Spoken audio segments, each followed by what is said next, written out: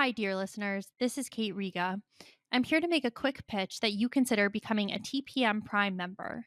TPM has used the member model for over a decade now, and our loyal members are the only reason we've been able to weather the turbulence of the media landscape and avoid the fate that has befallen so many other independent outlets. For $70, you get no paywall, fewer ads, access to the Hive member forum, a members only newsletter, and more. For $140 a year, you get all of that, plus no ads at all. Without our members, there is no podcast, not to mention that I'm out of a job. Thank you so much for listening and supporting us. We couldn't do it without you. Hi, this is Josh Marshall, and this is the Josh Marshall podcast featuring Kate Riga. We were just talking before we started recording this episode.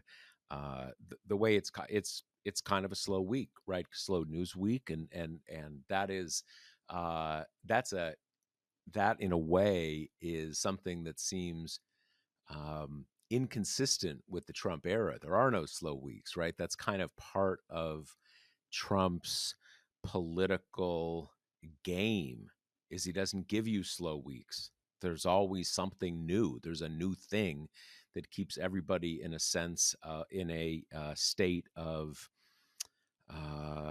you know irritation. Um, what are the terms? Kind of keeps your it doesn't keep you excited, but keeps you frenetic, keeps you can't catch your breath, all that kind of stuff. And yet it has been a bit of a slow news week, and it got us thinking how I think two things account for that.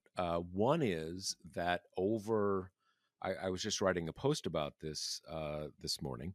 Over a period of 2 or 3 weeks, Donald Trump has basically wound down almost all of his tariffs. In each case, there is a residual tariff left. I think they have said until very recently, and at which time they have fuzzed even this up a bit, that everybody's going to have 10% tariffs. That's kind of the baseline. No one's going to fall beyond that. But, the reciprocal tariffs were put off for 90 days. And then the insanely high tariffs against China, which were over 100% and amounted basically to a trade blockade. You don't have tariffs that are, when you have tariffs over 100% of value, that is not a way to limit imports or raise money. That's again basically a blockade. Obviously, he undid those. Those came down to, I believe, they were about 30%, which is still high, but the kind of levels that would allow you to still have trade. He announced the ones for Europe, and before I even realized that, he had already delayed those. It was almost like he delayed them before he announced them. So I think that has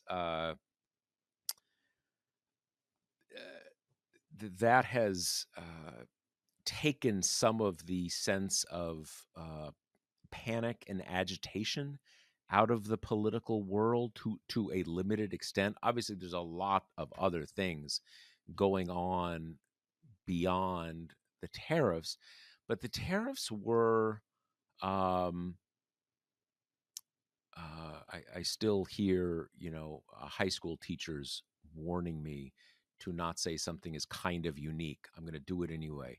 They're at least kind of unique in that the tariffs broke through to everybody. Everybody was, kind of everybody in the country was hearing about that, hearing about price rises. Even for people who are not in the stock market, the stock market plays a big role in people's sense of the economic moment. If stock market is doing poorly, blah blah blah blah. So I think that's one part of it, and and just to say explicitly, there's still Donald Trump is trying to destroy the American university system.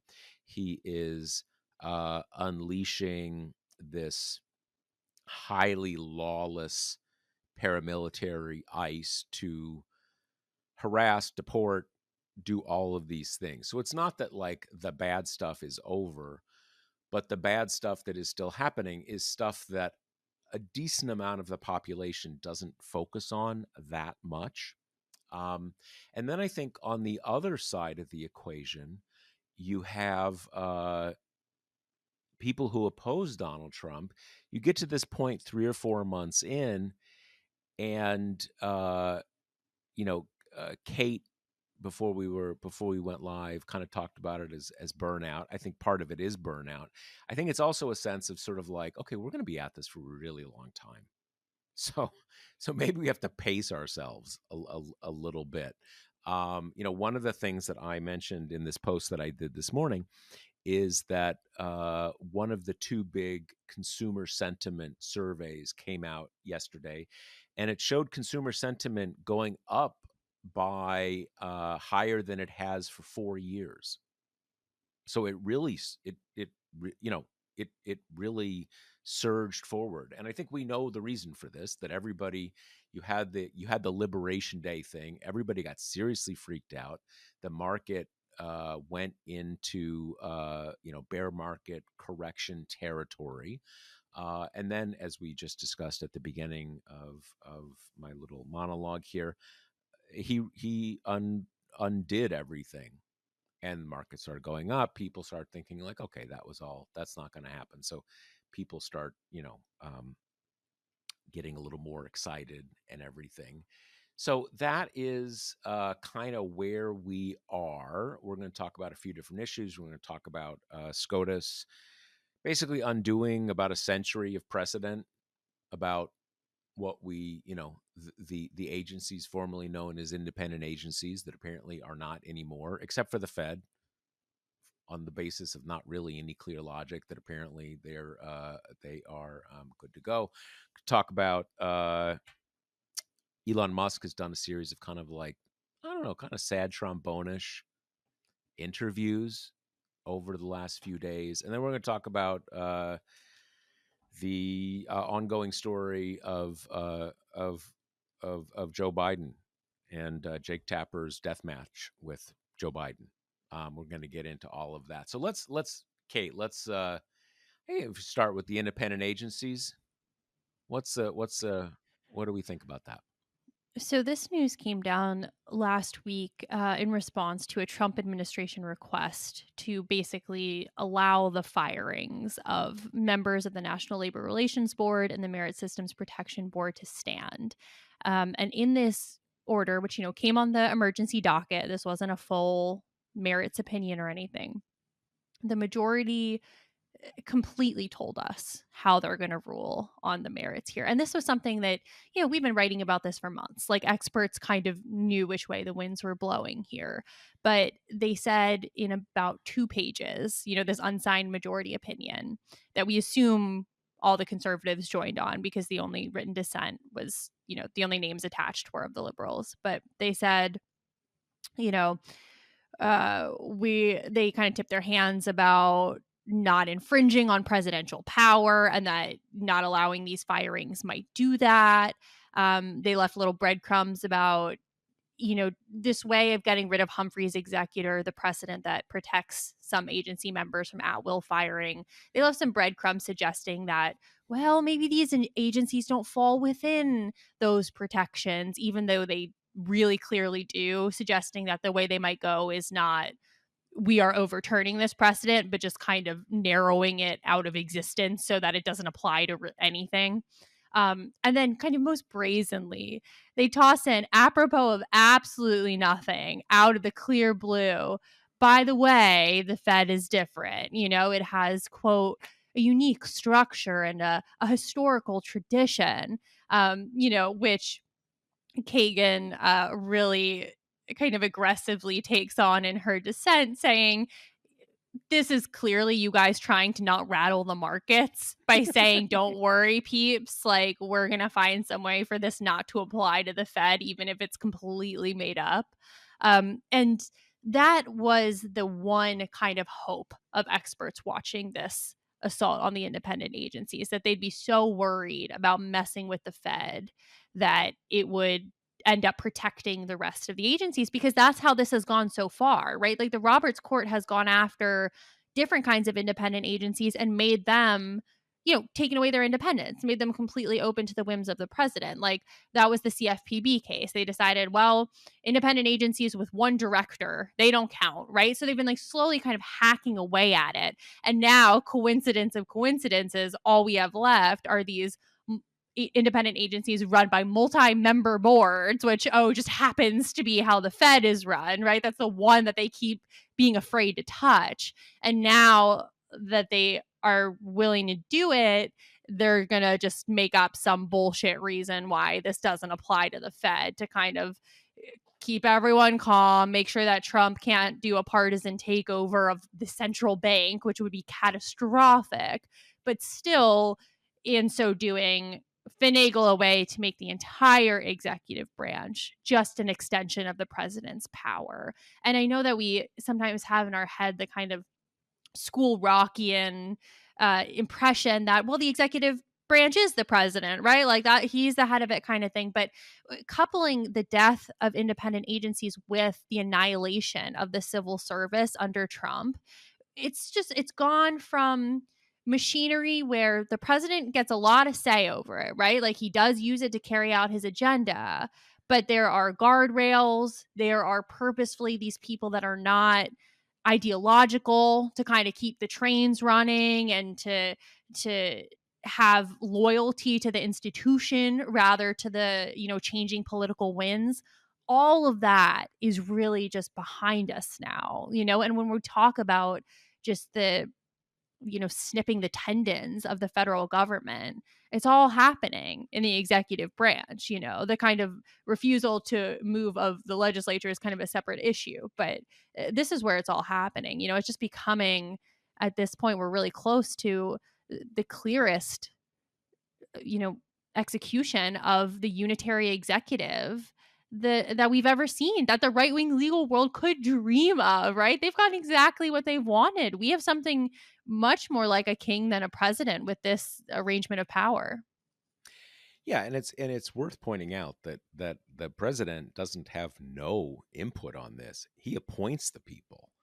It's just that Congress decided, as you know, to provide some insulation from the vicissitudes of politics, in a way that is not in a way that the rationale is not identical to the situation with the Fed, but it matches in every other way, right? I mean, sort of in the sense that, like, again, it's not directly applicable, but how in the old days it was understood that the president should outline priorities for the Justice Department, but he but the president should not be calling up the attorney general and say, I just saw this one guy on TV, he really rubbed me the wrong way, let's take a look at him. Right, that's not that's not okay.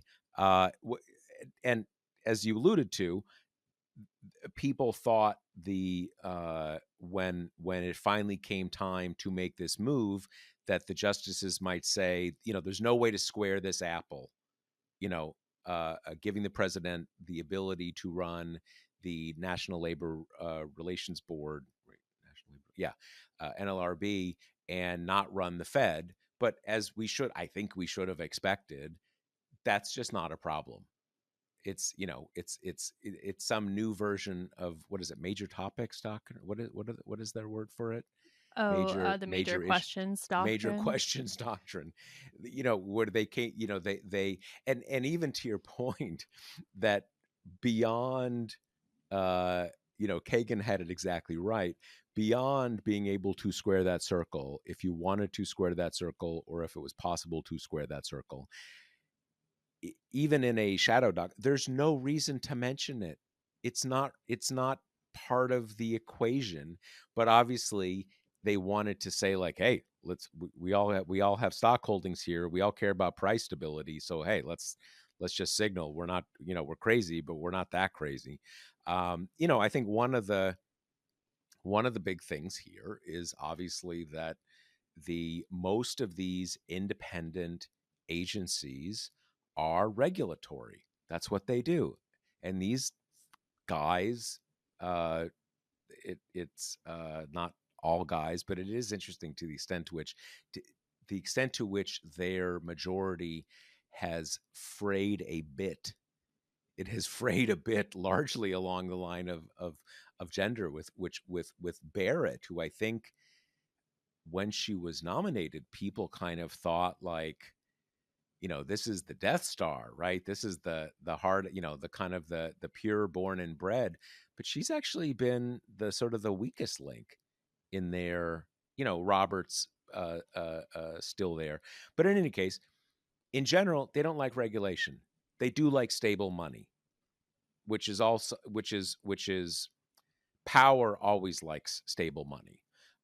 So it all kind of makes sense. And what struck me though when I read that, I don't even know what they call those little kind of scripts where they just, not an opinion, but will toss out a few crumbs or whatever. That they sort of anticipated their argument, which is just it's different, which is not an argument, it's an assertion. And also it's old, and it goes back to the first Bank of the United States and second Bank of the United States, which is a completely contradictory argument, since if they were doing something kind of like this in the 1790s, that's a pretty good indication the Constitution does allow it, sort of, and in the 1810s or whatever. But it's interesting. Someone else, I should have thought about this, that the Fed, the original U.S. banks were quasi-private, and the regional Fed banks are quasi-private. The Fed, the national Fed, is not quasi-private. It's completely a government regulatory entity. And so there's a certain argument about if you see it as a system. In any case, yeah. So that happened. And I don't want to fearmonger about this, but the sense that, like, well, the Fed is safe now, I also think is not really ironclad because, even if it's not Trump, any kind of president in a more demagogic mold is going to see the attractiveness of juicing up the economy in the year 6 months before he's running for reelection. Like, that's a really kind of tantalizing lever to pull. And so, since this is based on legal fantasy, right? It's different just because it's old in a way that I guess the 1930s NLRB is not old enough. Like this totally arbitrary kind of line drawing. I mean, it's just hard. You're depending on these justices feeling like the Fed is too important to be trifled with, so we're going to kind of hold the line. I'm not sure what kind of comfort that is for any future Supreme Court, especially one that even has more legal integrity, that would be honest about the fact of like the reason that the Fed is independent and enjoys these protections is the same reason all these other agencies enjoy independence and have protections, right? I mean, this is like the danger of kind of reverse engineering your way into legal opinions that serve your partisan or personal interests, is that as the years pass and the winds shift, sometimes that flimsiness gets pressed on in a future situation, and then it collapses because it was never real. It was never made on any solid foundation. It's just a way to kind of kill off regulation without sending the economy into a tailspin. Yeah, I it's interesting because in a hypothetical future, either more liberal or more honest majority. I mean, you'd still have to have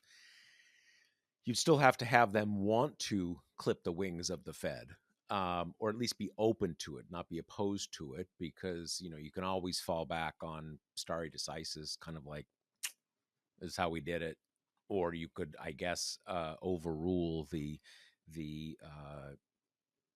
unitary executive power concept that gets you to, to make these agencies not independent. It's a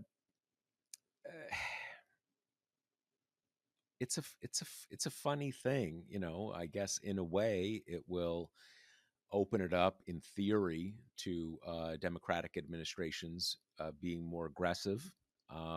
If the president just runs it, you often have the way it's different with the different agencies about, generally speaking, they have each party has to have a number of appointees, and that is that is in some cases overlapped by, how often do you have the presidency, how often do you control the Congress. But if the president can just say like, hey, my bud runs it, I'm going to call him up and do this, do that, uh, that changes the equation pretty substantially. And one other thing that is worth noting here, um, Donald Trump has always loved antitrust action in the Justice Department. And if you want to kind of be that person, you can sort of say, well, this is a kind of a populist thing for him. But really what it is that antitrust, especially in an economic era when there's so much concentration, you can kind of open up a antitrust investigation against almost anybody. And it will be hard to say, oh, that's like, it's not like when you have that Ed Martin guy send a letter to Chuck Schumer and saying, you said Trump sucks and that sounds like a threat to kill him, so let's have a talk, where it's just totally absurd.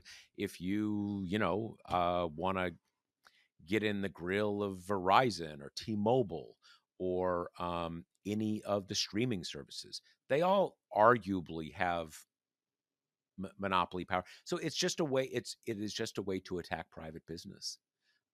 So, but yeah, I mean that horse has left the barn, I guess. Okay, so let's talk about Elon Musk doing this kind of like furious backpedaling away from what he's spent the last few months doing. He's back in his swampy kind of Texas stronghold, in this like little municipality that has basically become his like fiefdom there. And from, back in his comfort zone, he started doing a few interviews. He's not donning the hats anymore. He's back in his Occupy Mars t-shirt. Um, and a lot of it is, bitching about the fact that people are pretty dang mean to him, like that was not a fun time. People are not being nice to Elon. Literally an almost direct quote is people are burning Teslas. I mean, that's so uncool. Yeah, like so uncool. Like how unfair to you? So basically, he's just kind of complaining about the fact that it was harder than he thought it would be, that he got blamed for everything, including things that were just not his fault. And then he did a little section on how he doesn't like the big, beautiful bill, how a bill can be big or beautiful, but not both. I think it would have been like kind of cool if the interviewer was like, yeah, let's get into policy. Like, what about the Medicaid section do you not like? Because does he know what Medicaid is? It's kind of neither here nor there. But yeah, it's funny. He's doing this little media tour. He's clearly trying to do some damage control. He's trying to solidify this new world order where he dabbled in politics, didn't like it. He's back to where he belongs. Settle down, shareholders. He's not going to be doing like 90-hour weeks fueled by ketamine on the Hill anymore. Allegedly, he's back where he belongs, and overseeing rocket launches, and we're getting to Mars now. The mission has changed. Yeah, it's it, first of all, I think we are still in the last we had heard is he's going from 5 weeks to 5 days down to 2, right? And in the normal world, that means you're still involved. Like that means you're still involved. And we still haven't heard anything to the contrary there. So I to a great extent think this entire thing is not only sad and kind of pitiful. I don't even think the premise is actually true that he's not involved anymore. Because in large part it's him that allows Doge to go into these places and just say, crack open the server, we're here, right? Because these are just like a couple, college kids. So without his sort of hammer there, those people get shut down much, much faster. And we actually have seen, some of that has happened. You have Senate confirmed secretaries come in, and that part is real. That you have this dynamic that maybe should have been expected, maybe was not entirely expected. I don't think he expected it, which is Doge's moment of great opportunity is when you had these actings. And the acting is by definition not a permanent position. So that person's thinking, what's my next gig? I need to make Elon really happy. I need to make Trump really happy. So, those people tended to be some people of little or no people have little or no following, little or no juice on their own. So Doge could sort of, do whatever with them. But once you have someone who is a political force, somewhat in their own right, come in, they're running a department. They don't want Musk like firing everybody and creating headaches for them that, they if you're a Marco Rubio or a Kristi Noem or something like that, you're there to kick some ass and set yourself up to run for president in the future or vice president or whatever. So you don't want like Elon and his buddies messing everything up. So yeah, I mean, do you think? Let me ask you this: do you think? I mean, clearly he thinks that you know Tesla took a big hit, but like people, it went on for 3 months. People got really upset. Do you think that's going to last? Like to the extent where last in the sense of the brand damage being such that a big chunk of the population just would not buy one because they don't want to Yeah, be associated with him. 100%. There's like no doubt in my mind about it. I mean, I feel that seeing it like a Cybertruck now, like people react, they like flip it off and stuff. Like it's become a real symbol. And even, Teslas are always like covered with the stickers of like, I bought this before Elon or whatever. I mean, it's just, Hmm. this was the fundamental idiocy of kind of enraging your target audience who are these like crunchy minded, green Yep. leaning, Yeah. affluent libs who are the people Yeah. who actually read the news and like know what he did. Yeah. No, I think that's right. I think it would be one thing if there was no one else making electric cars, but that's not the case. Everybody's making electric cars right now, and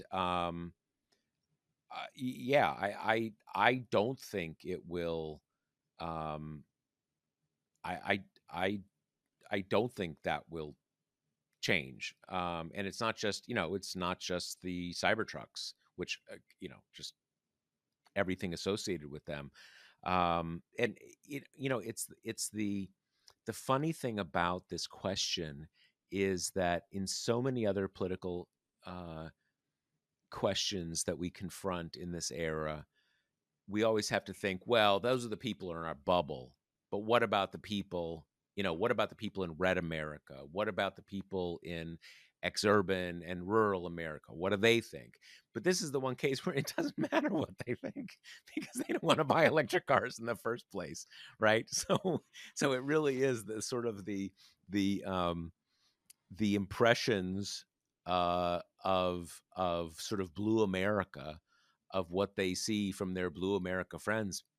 That's all that matters because that's who buys electric Totally. cars. Yeah. Totally. And frankly, like Tesla was like a little fuck to begin with. Like you have, I'm not at all an expert on this, but everything I read is just like there's no way to not be outpaced by the Chinese on this. I mean, they're producing good cars that are comparable to Tesla, but like $10,000. Like even with the tariffs, they're like $24,000. It's just impossible to beat that price point. And then that's coupled with the fact that right now, I mean, the Republicans are at war with the parts of Biden's various legislative planks that enabled the growth of the electric vehicle market, right? And that involves setting up charging stations throughout, the rural stretches of the country where range anxiety is a real problem. That involves the reconciliation bill, not only repeals tax credits for buying electric vehicles, but may actually end up imposing a tax for buying electric vehicles. I mean, it's the kind of landscape where I don't know how you fight through those countervailing winds, even if you are kind of a right wing darling like Elon. Like in this Hmm. case, you're counting on all of these adverse actions, including a special Tesla loophole. But even still, I mean, part of the Biden plan to make the electric vehicle the dominant car in the United States involves this great undertaking of putting chargers everywhere. It's the new how gas stations used to be. Like you got to put them in, you got to get them to be subsidized by, state and local government at first until they become profitable. Like it's a big infrastructure lift. And Republicans are just hell bent on scuttling it. Like electric vehicles have become for them just too ingrained in the culture wars, Yeah. too kind of emblematic of exactly what we're talking about, the liberal feat, the green hysteria, AOC. It's become a stand-in for all of those things. So even if he hadn't personally kind of pissed off his primary customer base. I don't know how you play the electric vehicle game in the United States right now with this kind of hostility to it from one of the parties. And that's on top of the fact that even when it was Biden and it was a much friendlier atmosphere, like the United States is just getting lapped in purchases of electric vehicles globally, in like every other country. Yeah, one other thing and again, I people it's hard to talk to people about Tesla because it's the utter fanboys or people who are very critical, because the way that people were critical of Elon Musk before Doge, I mean, certainly critical in the the post Twitter, post radicalization era. But what I have heard, at least from people I think who are broadly know what they're talking about, is that there's also an issue of people are used to there being new car models every year, and sometimes the difference isn't that much, whatever. But I guess they haven't updated a lot of the models in a while, and that has, you know, dampened interest or whatever. So, we hadn't. Did you see where they did another one of these launches that it didn't actually completely blow up to smithereens? It tumbled off course, and I think when you're tumbling at that speed, you disintegrate. And just this is just a brief thing. I have talked to a couple aerospace engineers about this, and this is the rocket. I think it's like the biggest rocket ever made. It's supposedly the one that's going to go to Mars and go to the moon and blah blah blah blah. And the way this has been treated in the press is, they're getting the kinks out. They always blow up the first few times, which is not really what happens. Rockets are, I mean, sometimes in an early testing phase, you'll have a rocket that needs to be just, self-destructed or whatever. But in any case, I mean, there were two or three of these in the spring, spring, winter, early this year, another one now. And what these people have told me is that um, the markets and a lot of conventional wisdom have greatly underestimated the problems with this rocket, that they're much more fundamental than kind of, we need to tweak it here a little, a little there. We're learning so much from the explosion kind of thing. I guess what it is basically is that when you make a rocket that needs to bring not just a rickety little lunar lander to the moon, but big stuff, right? You're going to create a whole space station in one fell swoop. You're going to take a bunch of buildings to Mars or something like that. You need immense amounts of fuel, and when you are using that much fuel, the fuel becomes payload, and you end up with something that is huge, huge, huge, huge, and that introduces engineering problems that are not like, you know, if you're a Star Trek fan, not engineering problems like creating warp speed, but engineering problems that are very real in making a humongous rocket that they haven't really settled. So it's not really clear that these constant explosions are going to stop. I mean, he's a ridiculous person. It is quite sad that we are yoked to his nonsense as we seem to be, but there we are. Yep, it's just it can't just be like the worst men, it's also just the most irritating ones that we have to spend all our time kind of thinking about and psychoanalyzing. Yes, yes, yes. But going on to more, another kind of man centric topic here is this ongoing news cycle that is about the great Biden cover up. This iteration of this conversation has been largely driven by Jake Tapper and Alex Thompson's book on the subject, which I have never in my life seen a news network kind of bend its power to hawking said product the way that CNN has for Jake Tapper. I mean, it is something to behold. It's not even once a day, it's once a show. Like Yeah, every single anchor will bring even unrelated interviews around to it to promote it. It really, like, when you watch these clips, it looks like they have a quota to fill or something. They have to like drop its title X amounts of time. And then you also have Tapper and Thompson doing their own forays into every podcast, every show that'll have them to hawk the book. Jake Tapper said, we're recording this on Wednesday, he said it earlier in the week that the Biden cover up surpasses Watergate in importance, in damage. So kind of that's where we're at. Thompson had won an award and kind of lectured the White House Correspondents' Dinner about this, profound kind of letting down of the American people. I saw Jake Tapper went on Megyn Kelly to apologize to the right wing media to say they were right and they weren't listened to. And we're going to get into this because I actually do think it's like kind of a nuanced topic, kind of an emotionally fraught one.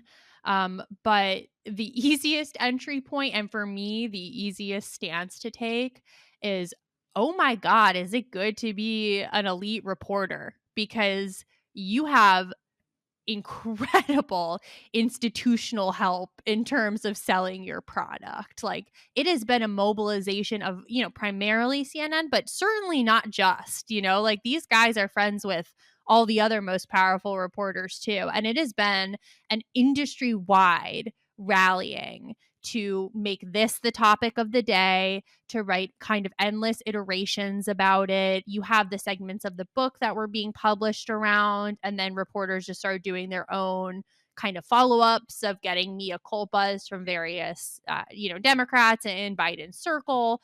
It's become the kind of litmus test du jour for Democrats who are at all seem to be interested in, seeking greater power in the future. So yeah, I mean, it has been just a barrage. And then, of course, the news part of this is A few days into it, the Biden camp revealed that Joe Biden has an aggressive form of prostate cancer. And that sparked its own little conspiracy theory cycle, which is ongoing on the right, that he had cancer. and not just on the right. Right, but Not I was just on gonna the say right. I think it's ongoing on the right in a way that for more rational That's people, probably right. as soon as the Biden spokesperson said he hasn't been tested for prostate cancer since before his presidency, the less tinfoil hatted of us was kind of Right. like, okay, maybe that makes sense. And then on the right, they're just convinced that this was part of the great cover up, right? That he was ailing, that he was dying, and that was part of his, kind of enfeebling that we all saw. Yeah, with the CNN part of this, I think the norm, when the star anchor has a book, they definitely give it some play, and usually it's limited to, you know, some attention for a day or maybe a second day on their show. You know, it's sort of uh, it's sort of taking advantage of their platform, but whatever, they put a lot of time into it. It's their show, and at least notionally the book is also a product of their journalism, so okay, but from what and I actually do not watch a lot of political shows at all. What I see these days is just at the gym. But on his show, that's the whole thing. Every day is Biden. And as you said, even the other anchors, they'll be they're interviewing someone about urbanism and cycling. And they ended up with like, what do you think about the Biden thing? Pretty bad, right? And the little bicycle dude's like, I guess. I mean, it's just kind of everything under the sun. I mean, look, it is I, at a certain level, I view this with a a level of indifference because I simply don't buy that people are going to be talking about this or thinking about this in 2026 or 2028. The story in both of those elections is going to be either that Trump is just kicking ass and the economy's amazing and America's great again and everything's awesome, or that everybody is sick of his crap and he does poorly. It is a binary thing. He is the story, and it's whether Democrats get that together. What happened with the whole thing is so as a news story today. The whole thing is so deeply absurd, especially when we get into like there has to be a reckoning. There has to be a reckoning for this, for what happened. Well, one of the reckonings is the Democrats lost the election. That's a pretty big reckoning, first of all. And we also had, if anybody remembers, July of 2024, which was sort of like one of the most horrible and agonizing and excruciating 4 weeks, I think, in any time in Democratic Party politics since I don't know when, right? Where the party basically half tore itself apart and did this totally unprecedented thing, which was, uh, you know, he left the race. Given the terms in which he left the race, he all but abdicated the presidency, really, right? And that happened, and that kind of was the reckoning. I mean, look, it I know that people, you know, see me in some cases having got this wrong. That I said it wasn't a big deal that he was old. That's not actually what I said. It was obvious that Joe Biden was old. it was obvious that he had slowed down a lot over the course of 2023 into 2024. The visible things about his gait and, so on and so forth. Um, the key was, what are you going to do about it? He's the nominee, he's the president. The party really does not, the president controls the party when they are the president. And it was this very difficult thing to figure out. Um, is there an obvious other person? The sort of the first rule of politics is you don't give up incumbency. And I mean that is a basic thing. And then on top of that, uh, you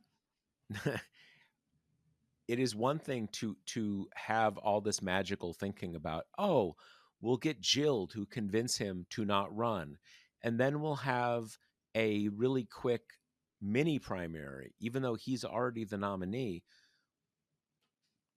Okay, he runs the Democratic Party. He is the nominee.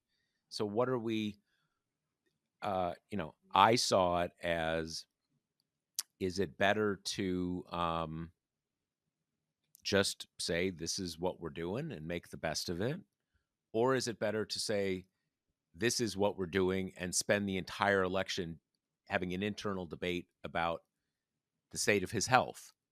And to me, the first was the better plan. And you know, in some ways, it blew up in everybody's face. But I think that basic logic still applies, frankly. But I think there has already been like 20 reckonings over this, and I think that a lot of what you have here is people have invested a lot of time in a book, and they want to sell the book, and they think it's important because they wouldn't have invested the time.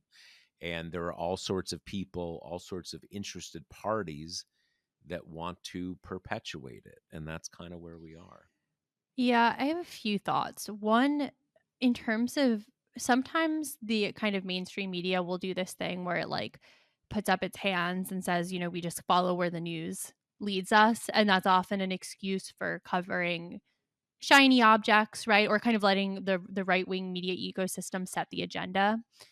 We can now say definitively that is simply not true, right? Like they have set the agenda with this topic and covered it relentlessly and uniformly for weeks.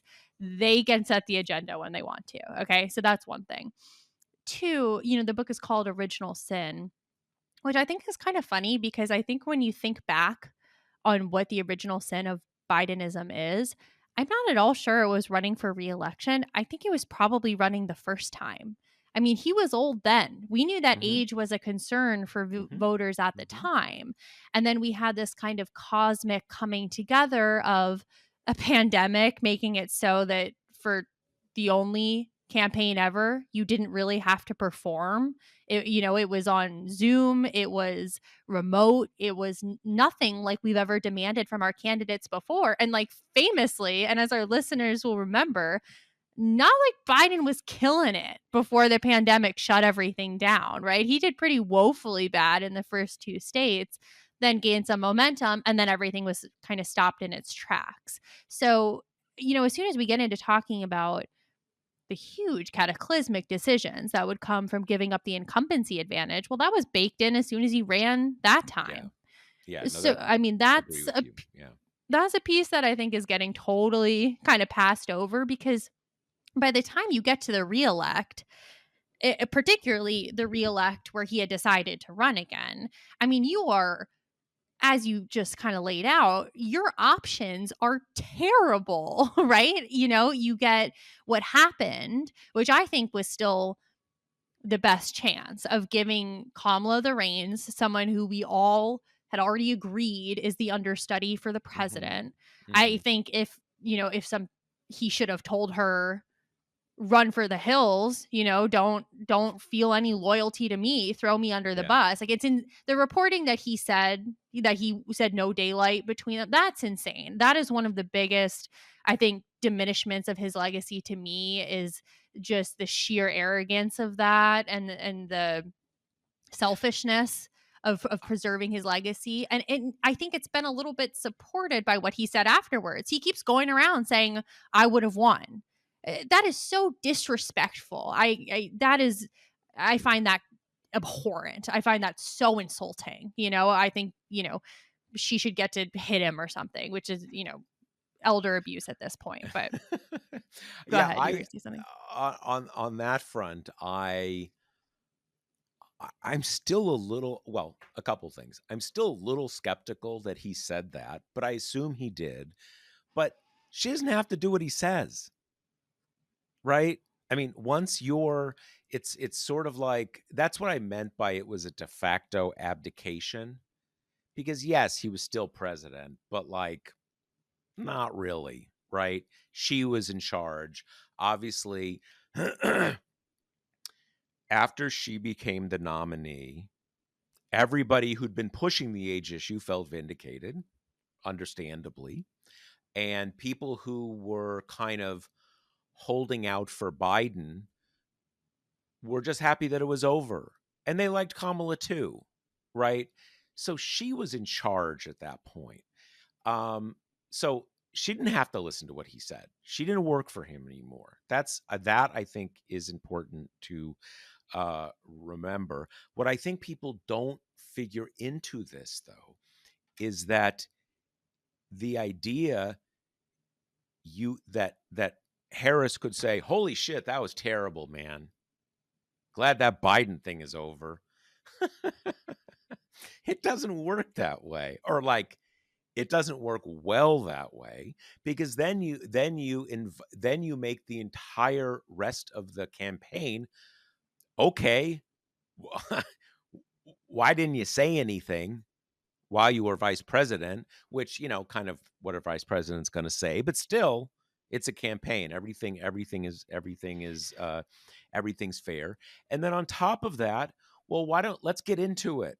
What was the worst part, right? Well, tell us the top 10 terrible things that Biden did. So this idea that it was simple to do and obviously the right thing to do for her to kind of cut Biden loose, that is not that clear. Plus, you have the other fact that Biden did a lot of things that a lot of major constituencies in the Democratic Party really liked. So what are you going to say? That climate stuff, we blew up fuckload of money on climate stuff, that was terrible. Or what about I forget what they called the emergency COVID bill, in The January, American Jobs Act. American Recovery Act. Was it American Something Recovery? like that. They Whatever it all went through was. so many names, it's hard Yeah, to remember. exactly. If you said, "Oh, that was terrible. That created inflation." Well, where does that leave the campaign? Because you're basically telling uh, huge numbers of Democrats who really liked that stuff. I mean, if you certainly I think we have to go back and realize that through Biden's presidency, there was especially in the second half of his presidency, a lot of concern about his age, a lot of concern that his numbers would not come back up despite getting inflation under control, but that core groups in the party, including a lot of the progressive wing of the party, loved the things that he had passed. So it's not that easy of just like, oh, you just cut him free, cut him loose, get it. Yeah.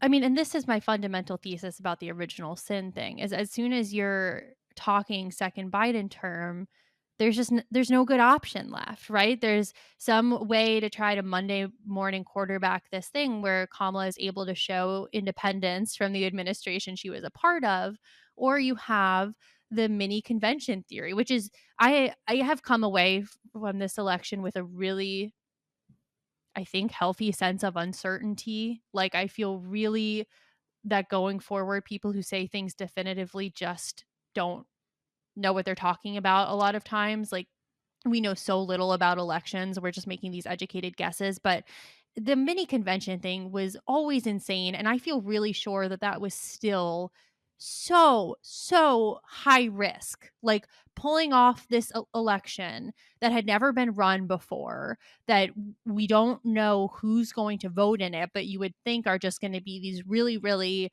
high propensity Democrats, right? The ones that we kind of roll our eyes at as, resistance moms or whatever.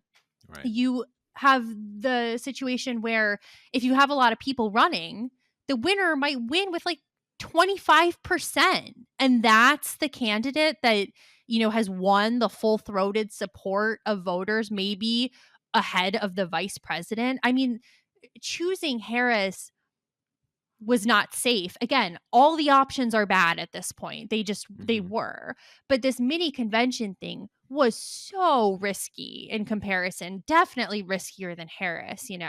So I mean, but we're kind of doing the thing that we're saying you don't have to do, this reckoning. And this is a point that Hmm. I want to make, that I think part of the reason that this cycle has legs is because it's baked into the idea that Democrats have to do this, that they have to do hair shirting when they lose. When Democratic candidates lose an election, that they are banished. That's the end of their career, right? They're a loser, they're a joke, they're a punching bag.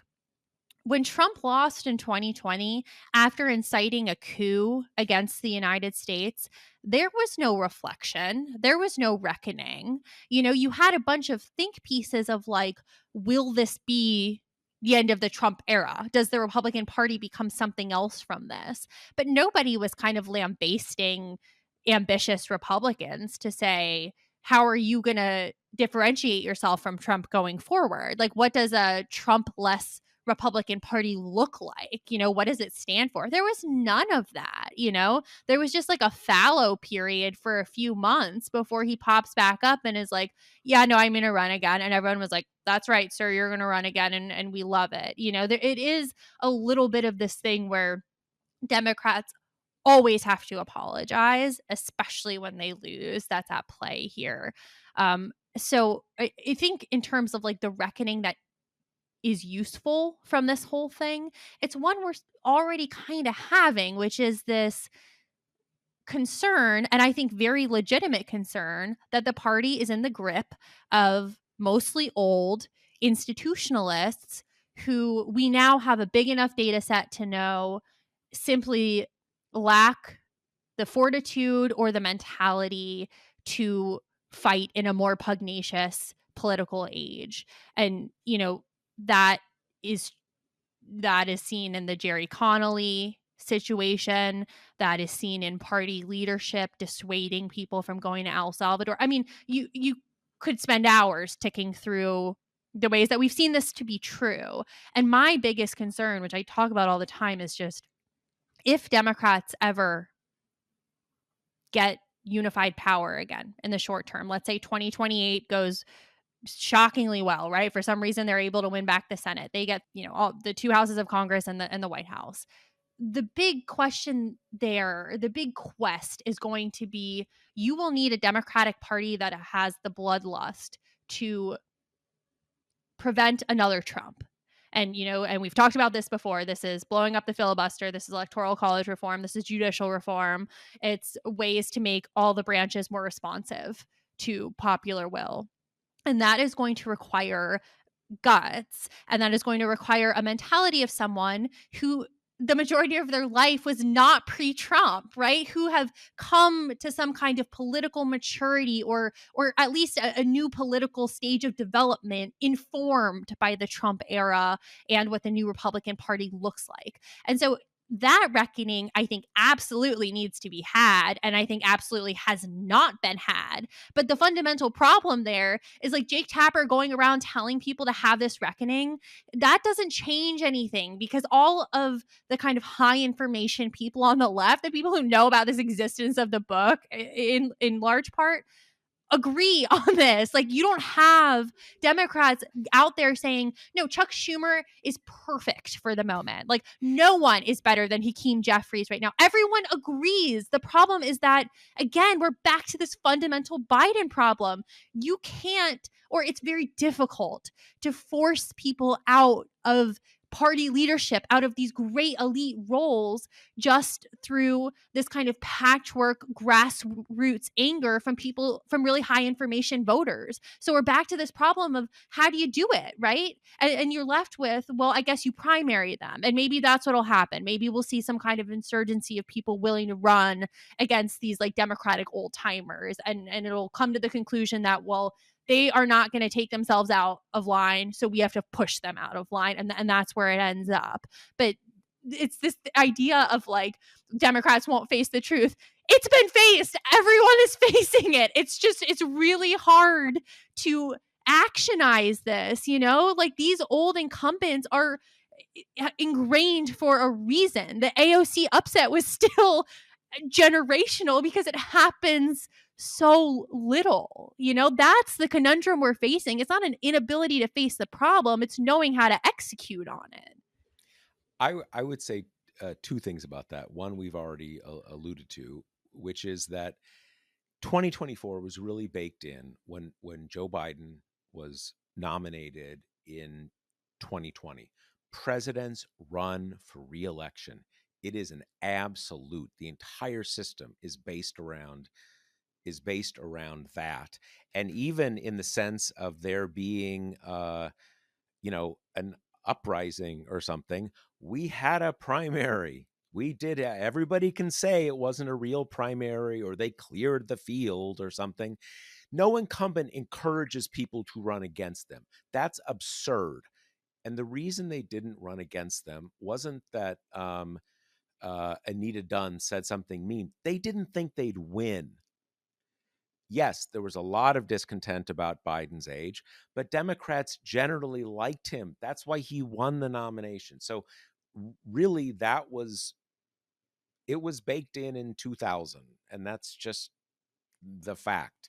I think that on the age issue, that reckoning is so far back in the rearview mirror in terms of the presidency for 2028. I'd be very surprised if anybody over 60 is able to get the Democratic nomination. I think that part is done and done. No way. No one. There's simply no way anyone approaching that age is going to get nominated. On the question of institutionalists and stuff, that's very much up in the air, and that one is also, you know is also very important. But that's not. But if anything, the reckoning that Jake and Alex Thompson are talking about is, it's obviously mainly about age, but it's not. And also, you guys need to kind of get some people who are going to scrap this institutionalism thing and really embrace political power. And if they, and if you take over in 2028, really change everything and just kind of clear the deck. That's not anything that anybody's talking about. So yeah, I mean, again, it's sort of like, it's a cliche to say, but like, Joe Biden is not running again. I mean, we know this, right? And again, unless I'm deeply misreading uh, the political moment, as I said, I don't think anybody over 60 is going to get the nomination. Now, that's different from incumbent senators, right? That doesn't mean that everybody over 65 is retiring at the end of their term.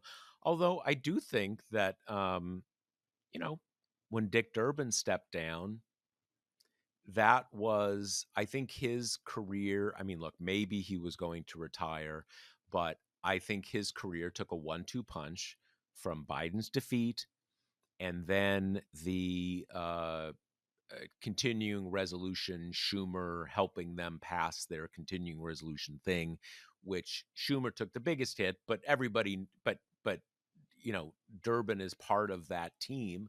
And that was done. So and the Durbin thing, even age is key. I think what Durbin is, what, 79, maybe 80. He's roughly in the same He's 80. Yep. 80. Okay, roughly, a couple years younger than Biden, I guess, but roughly in the same roughly in the same age bracket. If anything, to me, that kind of, I don't think it was just his age. I think it was also the institutionalism that there was going to be it was going to be very possible for someone from Illinois to run a really pretty serious primary campaign against him. And maybe you win, but no one at 80 wants to end their career or just fight to hold on to their seat for one more. No one wants to do that. He made a good decision. But anyway, I think look, the Biden thing is just obviously there's very little to be happy about on any front. It was it was the Democrats last year were faced with a series of very poor options. Um, and the people who I had, speaking for myself, the most sort of impatience with were the people pretending that there were good options when there were not, or options that didn't even, weren't just not good, weren't even feasible. Like I remember, who was it? I think it was one of the big people pushing this within the Democratic Party. Someone needs to talk to Jill and get Jill to. I mean, what are we talking? I mean, really? His wife is going to convince him not to. I mean, this is just magical thinking. So I mean, the way I come down on like the kind of personal blame to be handed around, like if you want to kind of deprioritize the people who are high up in the Biden campaign for political roles going forward, I mean, them's the totally breaks. cool. That Yep, that absolutely, happens when you lose. That happens when absolutely. you make even more kind of like minor communication. It's error. I mean, that's the ball game. That's the job. I mean, if you're a coach and you lose a winnable season, you get fired. I mean, that it's harsh, but that's the ball game. I think Totally. when you are kind of casting aspersions on his family members, I think it's fine to feel that way. I think that doesn't do much for the political movement going forward because people's loved ones are always going to have the most difficulty being brutally honest Yep, and even in their own perception of their loved yep, one. yep. um but I think fundamentally the bigger point is that I am much more worried, as you say, about the reckoning with the institutionalists and the kind of um stasis that project seems to be in than I Mm-hmm. am Mm-hmm. about Democrats needing to kind of lash themselves on the back over and over and over for kind of landing with a president who was too old and unable to communicate and losing a really high stakes election over that. Like everyone's paying the price. Yeah, You don't need to yeah, kind of exactly. add these remonstrances on top of it. The price is being paid, will be paid. Has exacted a very human toll. I don't think you really need to convince Democrats that there was an egregious and high stakes error made. So the real thing is going forward, how do you dislodge the kind of people who are keeping the party from evolving in the Trump era? That is the big project. And that's where I think the focus needs to be. I totally agree with that. And let me just to one point you just made about his high level advisors. It People said, well, none of them should participate in campaigns again. I'm totally fine with that. I mean, I know some of them. I haven't talked to them. I don't think I've talked to any of them during Biden's presidency, but some of these people I know a little. But as you said, it's you lose a big one, you take a hit for that. And frankly, most of these people are old enough that this wasn't like a kind of like a Paul Begala and Stephanopoulos kind of campaign where you've got these young guys doing whatever. These are people who are long career people. I don't think they wanted to be involved in another campaign. So it's all kind of moot. And I'm sure that if and in addition to that, these were longtime Biden loyalist people. They were always attached to Biden. So I don't think if you had like, Hakeem Jeffries is running and he brings in Tom Donilon as his campaign manager. I mean, first of all, that's absurd. And B, that would not, yes, that would be the end of Hakeem's, race. So it is all kind of notional, but yeah, that's where you say there are consequences. That, all right, you fucked up and you're done for running more campaigns. And the one slight bit of optimism on 2028, it's not like a Senate campaign where you've got incumbents and you've got to dislodge them. There is no incumbent, right? There's no incumbent president. So it's all kind of open and it's up to voters what they want to do. So that is, that's uh, voters will not be constrained as they were in 2024 by decisions that they had made 4 years earlier that really limited, limited their range of choices. So anyway, I think we have expressed our views pretty clearly on the great ongoing Biden meta drama. Anything else we have to discuss? No, that's it. All right. Talk to All you right. next See you week, next people. week. The Josh Marshall podcast is hosted by me, TPM reporter Kate Riga, and TPM founder, editor-in-chief Josh Marshall. The show is produced by Jackie Wilhelm. Thanks to Why Not Jansfeld for our podcast theme song, and thanks to all our TPM members who make this possible. Rate and review us on Apple Podcasts, and subscribe wherever you listen.